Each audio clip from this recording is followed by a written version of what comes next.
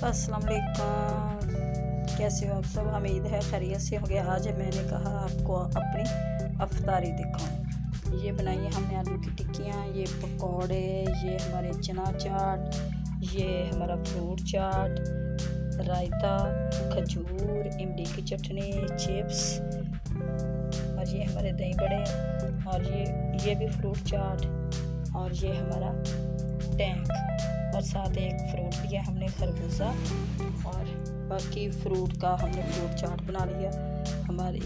अगर आप लोगों को हमारी ये अफ्तारी अच्छी लगी तो हमें लाइक कर देना और सब्सक्राइब कर देना। ये सारी अफ्तारी हमारी A1 तैयार हुई।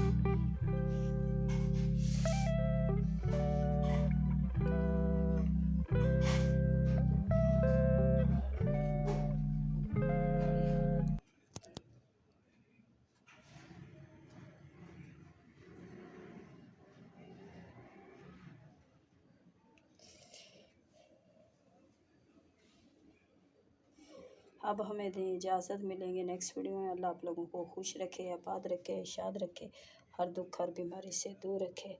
अल्लाह हाफिज़।